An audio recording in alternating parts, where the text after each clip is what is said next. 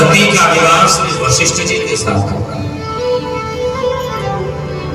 पुराणों में से कथा है कि पर अग्नि देवता अरुंधति के सुंदर दृश्य को देख करके उन पे लड़ाई करते, अरुंधति के साथ भोग विलास करना चाहते हैं। अग्नि देवता की पत्नी का नाम है स्वाहा। स्वाहा यह भाव समझ। एक दिन अग्नि देवता कहीं गए थे तो स्वाहा ने अरुंधति का रूप बनाया और अरुंधति का रूप बना करके अग्नि देवता के साथ संसारिक भोग को किया गया। लेकिन अग्नि देवता को जब पता चल गई तो वो असंतुष्ट हो गए और यह बात जब वशिष्ठ जी को पता चला है तो वशिष्ठ जी ने तुरंत अग्नि को श्राप दिया कि जा मैं तुमको श्राप देता हूं कि तुम पवित्र होते हुए भी तुम कहीं कहीं अशुद्ध हो जाए। और वही अग्नि कहीं चिता में आती है तो उसी अग्नि को हम कहीं जैसे ठंडी का जब दिन होता है तो हाथ जब सेकते हैं तो कई बार हम लात भी लगा देते हैं। तात्पर्य क्या है? जो मनुष्य अपने चरित्र से गिरेगा वो कहीं भी ठोकर खा सकता है। इसलिए मनुष्य को चरित्र का सदैव बलवान होना चाहिए। मैया देवहूति ने विचार किया कि मेरे घर में तो पुत्र रूप में भगवान पधारे हैं तो क्यों ना पुत्र से ज्ञान नहीं जाए। और देखो गजब का पुत्र और मां का संवाद आरंभ हो रहा है जिसे हम लोग कपिल गीता कहते हैं। और मैया एक दिन कपिल जी महाराज जी को बैठा करके प्रणाम करके प्रश्न कर रही है, बेटा मैं तेरी शरण में तंपागता शरणं शरणं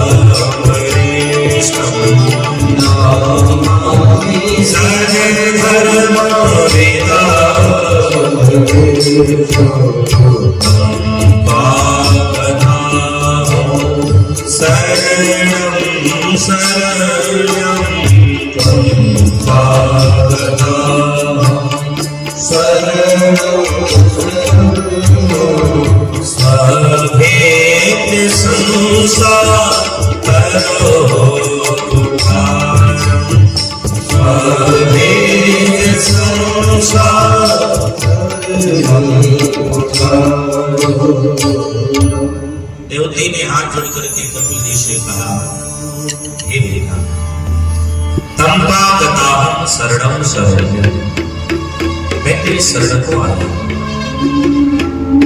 क्यों? संसार मोह की जो जड़ है वो बड़ी मजबूत है। संसार का मोह का जड़ किसी को जल्दी छोड़ता नहीं है या कोई छोड़ना नहीं चाहता।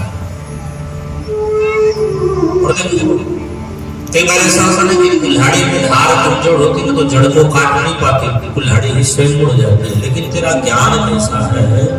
तेरा ज्ञान है संसार करो कुठार। तेरा ज्ञान कुल्हाड़ी नहीं वैसा। ये बेटा हमारी जो जिज्ञासा है, जिज्ञासा कैसी है? कान कहता है संगीत सुनना है, आंख कहती है दुनिया देख रही है, नाक कहती है सुगंध सुनना है, जिह्वा कहती है सुंदर सुंदर स्वाद भोगना है, ये सब तो ठीक है, मन कहता है दुनिया का आनंद लेना। एक घर में इतने खटमल बचे पड़े, हम सजाए तो जाए, आंखें दुनिया को देख रही, कान संगीत को सुन रहा है, जिब्बा मजरूर खाने की कोशिश कर रही है। ये सब तो समझा डालो, लेकिन मन तो खत्म होता है। कपिल जी ने कहा कि भैया तेरी बात तो बिल्कुल सच है, अगर आंखें कहती दुनिया को देखना है तो दुनिया में अगर सबसे सुंदर कोई है वो भगवान है, इसलिए आगे को भगवान को दिखाएंगे। क्योंकि ठाकुर जी के लिए कहा गया है कि सुंदरम किम न सुंदरम, भगवान जैसा जगत में कोई दूसरा सुंदर नहीं। कितने भगवान सुंदर है, बोले भगवान इतने सुंदर है, इतने सुंदर है जितने सुंदर स्वयं भगवान है। इसलिए भगवान की सुंदरता की बात किसी से दी नहीं गई है। कान कहता संगीत सुनना है तो संगीत ही सुनाई है। कौन से संगीत सुनाई है? जिस भजन में राम का नाम न हो, उस भजन को गाना चाहिए। जिस भजन में राम का नाम न हो, उस भजन को गाना चाहिए। जिस भजन में राम का नाम न हो, उस भजन को गाना चाहिए। जिस भजन में राम का नाम हो, उस भजन को गाना चाहिए। चाहे बेटी कितनी प्यारी हो, घर घर क्यों घुमाना ना चाहिए। चाहे बेटी कितनी प्यारी हो, घर घर क्यों घुमाना ना चाहिए। जिस भजन में राम का नाम न हो, उस भजन को गाना ना चाहिए। जिस भजन में राम का नाम न हो, उस भजन को गाना चाहिए।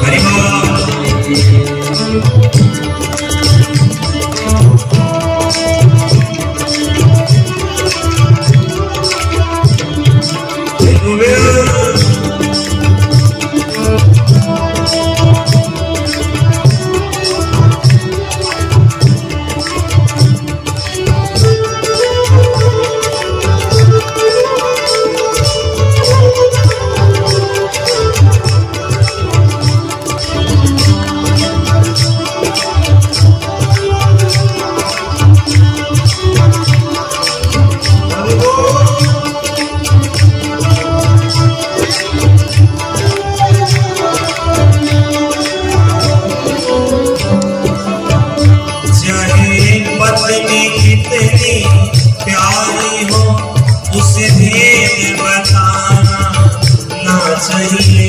चाहे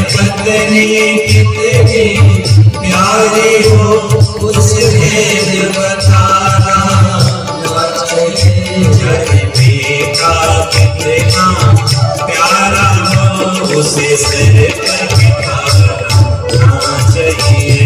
जिस बेटा कितना प्यारा हो, उसे सिर पे बिठाना ना चाहिए। जिस भजन में राम का नाम न हो, उस भजन को गाना ना चाहिए। जिस भजन में राम का नाम न हो, उस भजन को गाना। कबीर जी ने कहा कि नहीं, अगर संगीत ही सुनना है तो राम जी के नाम का सुनो। अरे बात जिबिया अगर कह रही है कि सुंदर स्वाद खाना है तो भैया जिबिया जो के सो खिलाओ, लेकिन कैसे खिलाओ? तो महीने बेदिन भोजन कराई, प्रभु प्रसाद पट भूषण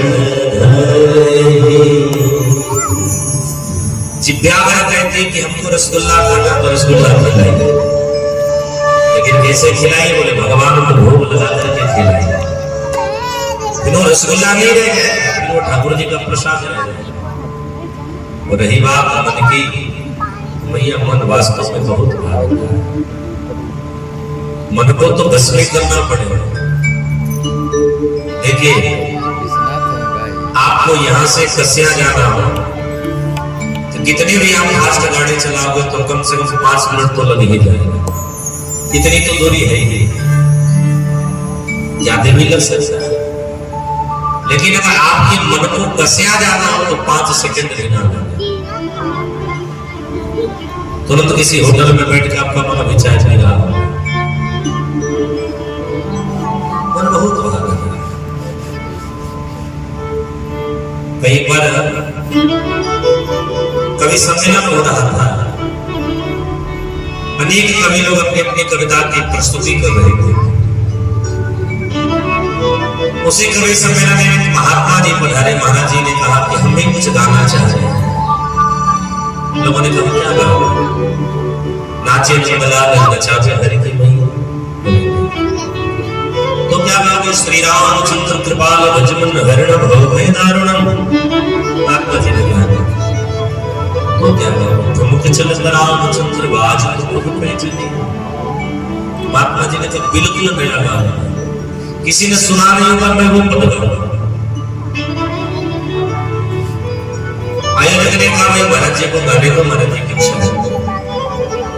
महाराज जी माई के लिए खड़े गए, करोड़ों की सभा में भीड़ थी, महाराज जी ने गाना आरंभ कर दिया। मेरा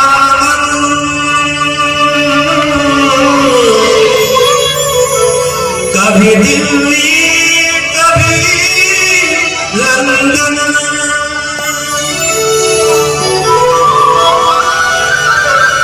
मेरा मन कभी दिल्ली कभी लंदन, मेरा मन कभी दिल्ली कभी लंदन। एक ने कहा क्या बात है, दिल्ली लंदन दिल्ली लंदन। महाराज जी ने कहा कि बीच की बात तो सुनो। मेरा मन कभी दिल्ली कभी लंदन, बीच में नहीं कोई जंक्शन।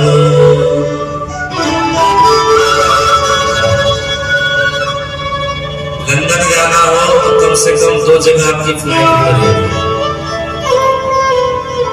अभी हम लोग चूक गए, नहीं तो हम लोग भी लंदन से वापस आ जाते। चलो लंदन हम नहीं जा पाए। अपने राम जी 15 जून को श्रीलंका की यात्रा, श्रीलंका में अशोक वाटिका जहां हमारी जानकी मैया रही है, और इस दास को ये पहली बार सौभाग्य मिल रहा है कि श्रीलंका की अशोक वाटिका में हमें सुंदरकांड की कथा करने का अवसर हो रहा है। और यह दास 15 जून को श्रीलंका की यात्रा पर जा रहा है। ये हमारे लिए पहली बार सौभाग्य है। भारत सरकार की और पाकिस्तान की थोड़ी सी बात बन गई। ये दास उसी लगे दुबई में जो स्वामी नारायण मंदिर का भी निर्माण हुआ है, वहां पे कृष्ण चरित्र का भी गायन दास 3 दिनों के लिए करने जा रहा है। और ये सब 15 जून से लेकर के 2 जुलाई के बीच की यात्रा है। इस बार बड़ी सुंदर यात्रा बन रही है। श्रीलंका की यात्रा बन रही है, दुबई की यात्रा बन रही है, फिर अंडमान निकोबार में एक द्वीप समूह अंडमान निकोबार, वहां भी उनको रास प्रचा जाए की कथा कहना है। और ठाकुर जी की कृपा से 3 यात्राएं कहीं साफ हो रही।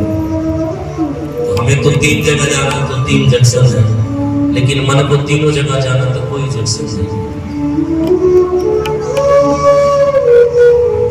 मैया से कपिल जी ने कहा कि मां मन बहुत भागता है, मन को समझाना पड़ेगा। कैसे समझाना? मन को समझाने का कोई तरीका ऐसे माला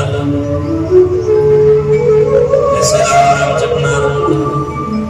मैया ने कहा इससे बिना लगे तो कपिल ने कहा मैया तो कभी सुनी होगी, आप लोगों ने देखा होगा पहले गाय, जब हमारे घर पे गाय भैंस हुआ करती थी, जो गैया भैंसे खूटा तोड़ा के भाग गए तो घर के लोग क्या करते थे, बोले चारपाई के घोड़ा पर गड्ढे पर लटका देते और भागे। फिर उसके जब भागे तो वैसे लटक करके दोनों पौवा में जब चोट लगती थी तो तुरंत रुक जाते थे।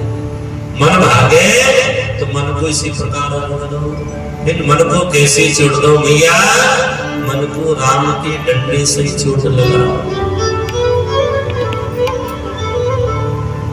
जैसे किसी नगर में एक राजा ऐसे घोषणा कर दे कि मेरे पास एक बकरा है,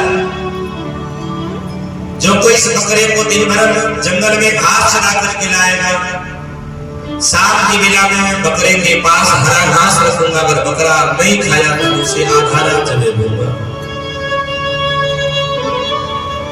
मनोहरन कर निधि लोटन लागे, नगर के जितने गरीब थे सब बकरे को चराने लगे। पर बकरे की आदत है 4 कदम चलेगा तो जरूर झुके घास खाएगा।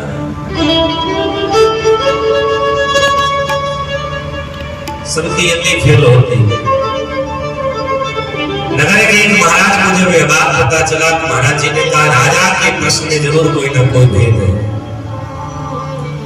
महाराज ने कहा, राजा तेरे बकरे को चराने में जाऊंगा। राजा ने कहा, आप अपनी बेइज्जती क्यों करा रहे हो? आप माने का बेइज्जत हो चाहे इज्जत हो, बकरे को तो कल वहीं चल जाए। महाराज जी 2 हाथ की रस्सी लिए, 1 हाथ में डंडा लिए और बकरे के गले में सरी बांध करके हाथ में पकड़ करके जंगल में ले गए। जब बकरा घास खाने की चेष्टा करता था तब महाराज जी डंडा कस के मारते थे और कहीं नहीं मारते थे, बोले उसके मुंह पे ही मारते थे। जब बकरा घास खाने की चेष्टा करे तब एक डंडा पड़े, जब घास खाने की चेष्टा करे तब एक डंडा पड़े। बकरा दिन भर में इतना डंडा खाया कि घास खाना ही भूल गया।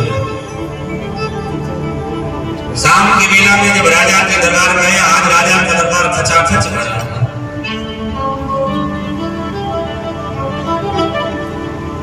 राजा से महाराज जी ने कहा, परीक्षण कर ले, तेरा बकरा पास हो गया।